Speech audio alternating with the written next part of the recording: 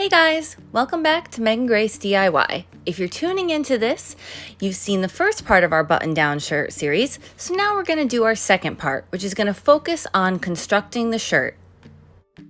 In the first part of our series, I showed you how to do all the prep work that we would need to do before actually constructing the shirt, like the pocket, the darts, and the collar.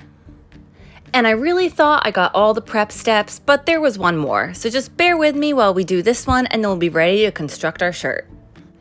You should have two pieces of facing that have been fused to your interfacing. Now the straight side of the facing is going to end up sewn to your shirt and then ironed and pressed backwards to the inside of the shirt. The curved edge of the facing, though, is going to end up with a rolled hem. So to make my life a little easier, you can see me here pressing a 1/4 inch rolled hem up the curved edge of the facing. Especially when it comes to curves, I really recommend pressing first. It'll make your life just so much easier when you go to sew that rolled hem and make it nice and crisp and clean. You're going to repeat the rolled hem with the other side, but I want to show you something really quick. When I flip my piece over, you can see that I have a little bit of extra interfacing hanging off my fabric. I'm going to go ahead, clean that up. I'm going to take my scissors and just trim the edges and get any extra off of my piece because that could throw off my entire garment in the end. Once we've got both of our raw edges pressed into a rolled hem, which means it's flipped twice at a 1/4 inch, we can go ahead and sew that down. We're going to sew that down with a regular stitch of a length of 3 straight stitch, and we're going to sew right along the edge of the fold. We don't want to be in the middle, we want to be at the edge of the fold, so that way that rolled hem is not able to lift up very much. Also, if you aren't an expert in rolled hems and need a little help, click the link above. That'll bring you to a special video on rolled hems. I'm going to quickly show you the last step we did in video 1, just as a reminder as to where we left off. We left off by sewing our yoke piece to the bottom part of the shirt and pressing our pleats in place. The reason I'm showing you this is because the next step we're going to do involves sewing the shoulder seams together. So take this piece that you just sewed and flip it over so the right side is facing you. When working with the front of the shirt, the part where the dart is going to be on the outside seam of the shirt. So take your fabric, make sure that the right side is touching the right side, line up the shoulder seam, and then you're going to make sure your dart is on the outside seam of your shirt. Do this step, pin it in place, and then repeat with the other side. Once both of your shoulder seams are pinned in place, you're going to sew them on the sewing machine at 5/8 of an inch, and then you're also going to do a zigzag seam finish. While I was at the sewing machine, I also took the back seam that we sewed to put together the yoke and the bottom of the shirt, and I added a seam finish to that seam too. You know, we don't want any of our seams falling apart or looking a hot mess. We can't have that. Once those 3 seams are completed, we're going to move on to our side seams. You can see me here lining up our side seams. Again, the right side of the fabric is touching the right side of the fabric, so I should be viewing the wrong side of the fabric. And I'm going to put pins all the way down the side. If you remember from when we did darts before, darts are always pressed towards the center of the body. So since these are horizontal darts, they get pressed downward towards the waistline. Even though it's not on screen, I think it goes without saying that we're going to pin the other side seam as well. And then once all your pinning is completed, we're going to go over to the sewing machine and sew our side seams at 5/8 of an inch. I know seam allowances can be a bit confusing from time to time, but a good rule of thumb is that if it's a commercial pattern, the seam allowances are 5/8 unless stated otherwise. On a handmade pattern or one that you might buy on Etsy, the seam allowance is more likely to be 1/2 inch. Now, as I sew down this side seam, it's very important to remember that our dart take-up should be facing downward. That's why I pinned it before we sewed. Once you're at the end, don't forget your back stitching. You can take it out, clip your threads, go on over to the other side of your shirt and zip right through that seam. After I've taken my shirt back to the ironing board and pressed both side seams open, I'm going to go back to the machine and do a seam finish. Like I've been doing with the other seams, I'm doing a very tight zigzag seam finish, which is where one side of the zigzag is actually on the fabric and the other side of the zigzag comes off the fabric, creating almost like a serger effect. Doesn't replace a serger, but it's a great idea to use when you don't have a serger on hand. Let's move on to the sleeves. Sorry about the tape, thanks Noodles, but you should have cut 2 of these and they should be mirror images of each other. Before you remove the pattern, it's important that you mark the notches on both the front and the back of the sleeve. The front should have 1 notch and the back should have 2, and this is pretty general across all patterns. Now that you've got your notches marked, you're going to take each of your sleeves and fold them in half down the middle, matching up the side seams.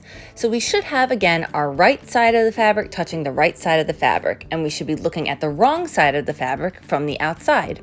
I'm going to take a few pins and put them down the side seam, so that way I can make sure the seam stays nice and even as I sew it. Once we've got both sleeves pinned and folded, we're going to sew the seam allowance at 5/8 of an inch. Just like we've sewn all the other straight seams on our shirt so far, we're sewing this at 5/8 of an inch with a stitch length of 3. Once we've sewn one side of the sleeve, we're going to jump over and sew the other side of the sleeve. Rinse and repeat. And don't think I've let you forget about pressing. Just because I don't show every single pressing step, every single one of your seams should be pressed open, beautiful, crisp, and flat. That's what makes a professional garment in the end. Now that my seam's pressed open, I'm going to go back to the sewing machine and add in my seam finish. One little hiccup I've noticed with this particular fabric that I've chosen is it does shed quite a lot. So after I do my seam finish, I go back and do a quick trim because you don't want any of those little hairs hanging out there. Those are just going to be itchy on your sides, and you don't want that. Next, we're going to move on to our inset sleeve, which for some people can be a little bit difficult. This seam right here is the top of the side seam at the bottom of the armhole. Remember where that seam is, because we're going to take our sleeve that's flipped right side out and take the under seam of the sleeve and match them together. Once you've got the underside of the sleeve lined up perfectly with the underside of the shirt, put a pin in place to make sure it doesn't move, because then next we're going to move on to working our way around the entire circle of the sleeve. Also keep in mind that we want to make sure we have the right sleeve on the right side of the garment and the left sleeve on the left side of the garment, meaning that your single notch should match the single notch of the armhole and the double notch should also match the double notch of the armhole. Right where my hands are indicating, you can see my double notch, or basically I've clipped in twice, and you can tell this is the back of the garment because of the pleat down center back. I want you to keep working your way around the circle of the sleeve, stopping about 2 inches short of the crown of the sleeve. Once you get to that point, I want you to go back down to the side seam and work going up the other way of the circle, again stopping about 2 inches shy of the crown of the sleeve. Now, if you already know how to ease a sleeve into place, please go back and pin this the proper way and skip the next step. But I purposefully had you guys do it wrong so you can see how we have all this extra at the top and how we're going to deal with it. I'm sorry to make you do the extra work, but I felt showing you this way was the best way for you to understand exactly what easing is and why it works in this situation. The basic definition of easing is when you take one piece of fabric that's longer than another piece of fabric and stretch the shorter piece of fabric to fit the longer piece. Now, I was never taught to ease using an actual stitch from the machine, but if you were taught that way, please by all means go ahead and keep using that technique. Basically, how I'm going to do it is as I do my pins, I'm going to stretch the armhole just a little bit, and we'll stretch it just a little bit more as we reach the cap of the sleeve. And by the time we reach the center of the cap of the sleeve, there should be enough armholes stretched around the sleeve. The ultimate goal in this situation when we're easing the sleeve into the armhole is we don't want to actually see any gathers or pleats. We're creating fullness while still having a nice smooth seam.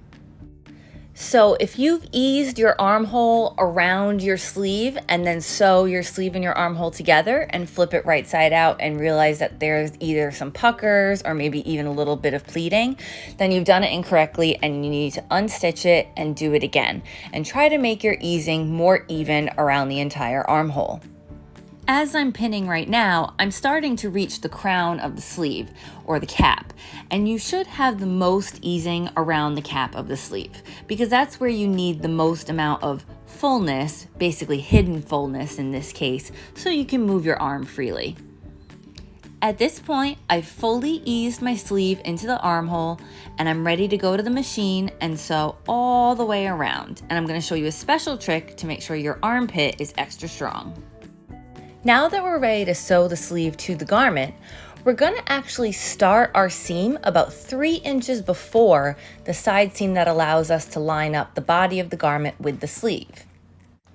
Sewing a circle, or basically anything that's not flat, can usually be daunting for the beginner sewer when they're only used to sewing straight lines. So you're going to sew this just like you sewed a straight line. And if it starts to curve on you, take a moment, sink your needle, and straighten out the path in front of you. You're going a straight path, it just happens to go in a circle. Another really big thing to remember when you're sewing something in a garment that's not straight is you only want certain layers of fabric to be going underneath the needle. In this case, it's only 2 layers, the sleeve and then the sleeve hole. But because it's not flat, your garment can very easily get bunched up around the presser foot and the needle, and you can end up sewing something that you didn't want to sew, like the bottom of the shirt might accidentally get tucked up underneath the armhole, and all of a sudden you've got a big old sewn up mess. Now, right here is a great example of easing. I've got a little bit more fabric on the top layer, which is the sleeve, and I'm stretching the bottom layer so I can make sure that the two fit together. And then I'm gonna sew over it so they go together flat. There's no puckers or pleats or anything like that, but we're absorbing some of the fullness of the sleeve into the sleeve hole. It's this reason and a few other reasons why people consider set-in sleeves to be rather difficult. Now, you can add the easing just to the top of the sleeve if you wanted to. It would be a little bit harder than distributing the easing all the way around, the way I'm doing. But the other cool thing about sleeves is you can add gathers, you can add pleats. If you go back in time, you get to see all sorts of crazy sleeves, like the leg of mutton sleeve, or the demi-gogo sleeve, or the Juliet sleeve. And it's all these different ways of either adding gathering or pleats or easing into sleeves to create different shapes and different silhouettes for women. At this point in the circle, you're going to see I'm just about to reach my starting point, which was 3 inches before the side seam. I'm going to keep on going past my starting point. I'm going to keep going through the side seam, and I'm going to go another 3 inches up the side of the circle and stop and backstitch there. And the reason we do it this way is so there's 2 layers of stitching in the armpit of the shirt, because the armpit is what takes the most amount of pressure. Once you've got both your sleeves smoothly sewn into the garment, we're going to press that armhole as flat as we can. You can see that the fullness of my sleeve was eased into the armhole, but you shouldn't see any really obvious gathers or puckers. Since the view of the shot is really close up and it's a little bit difficult to discern where we are in the shirt itself, the armhole seam is to the left. It's the vertical seam to the left. The seam that goes horizontal is our shoulder seam. So what you want to do with the seam that you just sewed for the armhole is put it on the end of your iron, put the end of your iron through the hole, and just gently turn your garment, pressing it with the iron. You don't have to crush that seam, you don't have to go crazy. You can do it inside out and press it open if you'd like, but we want to just get a nice flat press once that arm is inserted into the garment. And once you've made your way all the way around the armhole and you've done both sides, you can go back to the sewing machine and apply the seam finish of your choice, either a zigzag, a serge, maybe even a Hong Kong finish, to that armhole. Jumping over to our facing, I'm looking at the straight edge front of the shirt, and that curved part is the collar. We're going to take our facing piece that we've already interfaced and done the rolled hem, and we're going to line it up with that front straight line. We want our print touching print, so basically right side to right side, and the interfacing should be facing up towards me. The curved upper neckline of the facing should be lined up with the curved upper neckline of the shirt. Pin your facing to your shirt along the vertical front center seam. Once my facing is pinned, we'll go over to the machine and we're going to sew just down the center front seam, and we'll sew across the bottom of the facing, but we're not going to touch anything near the neckline yet. Here I am at the sewing machine. I'm going to sew the bottom of the facing first at 5/8 of an inch. When I get into the corner, I'm going to sink the needle, pivot 90 degrees, and sew up the straightaway. So you're going to see right here, I sink my needle, I'm going to lift the presser foot and turn my garment 90 degrees. So this way I can go straight down the center front of the garment, attaching the facing. And once I've reached the end, I'm going to take it out from the machine and I'm going to repeat these steps with the other side of the facing. Once you've sewn on both of your facings, we're going to bring back an old favorite, some understitching. We're going to take our seam allowance and we're going to push it towards the interfaced side, and we're going to stitch it down onto the facing. So a better way to explain this is that you're going to be sewing through 3 layers of fabric, 2 layers that are your seam allowance, and then the 3rd layer is the interfaced side of the facing. So you will see stitching on the outside, or quote unquote right side of the fabric, but that's actually going to end up on the inside of the garment. You won't be able to get all the way to the corner, and that's okay. Get as far as you can and then end your understitching. I know it might be a little tough to see what I'm showing you here, but this is what it looks like from the inside with the understitching. And then if I was to flip my facing backwards, you really can't see it because I sewed in black, but there is understitching there.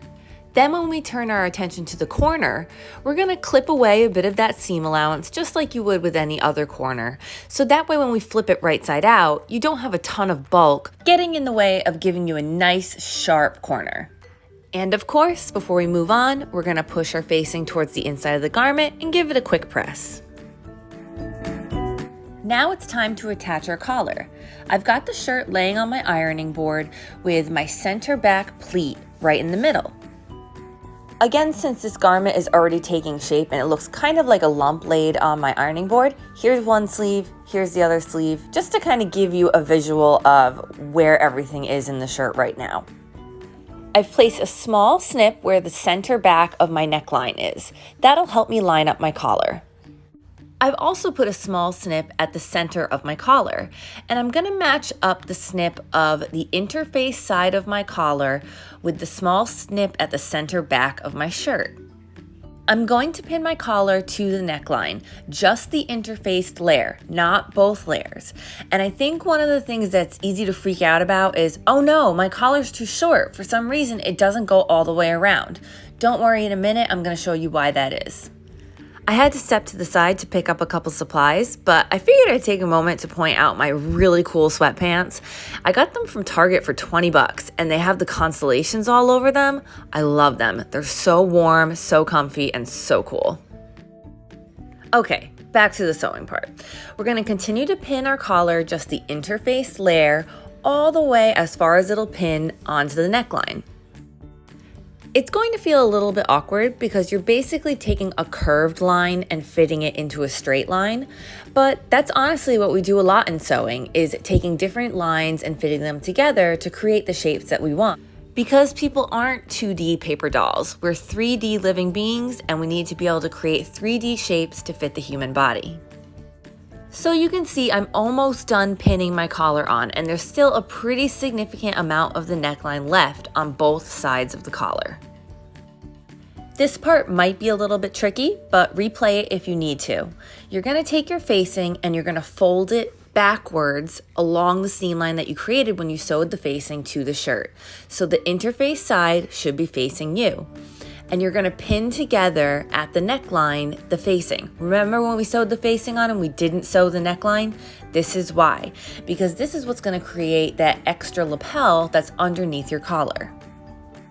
When you fold your facing back, it is going to cover part of the collar. So when we go to the machine to sew, there's going to be a point where you're sewing through the facing layer, both layers of your collar, and the layer of the neckline. Your facing should be pinned back and look like this on both sides of your shirt. Before we get to sewing our collar, I want to do this video shout out, and this shout out goes to Marta all the way from Madrid, Spain. She created a beautiful scarf mask with a leopard print and was able to put replaceable filters inside the mask. I don't speak Spanish very well, but I'm going to give it a try. Muy bien trabajo, Marta. Thanks for being a subscriber. I really appreciate it. For the first part of sewing on our collar, we're just going to sew where the facing overlaps the neckline. And you're actually going to stop about 1/2 inch short so you have room to fold back the facing and hand sew it later. Then you're going to repeat sewing down the facing on the other side. Again, we're sewing through the facing, both layers of the collar, and the neckline.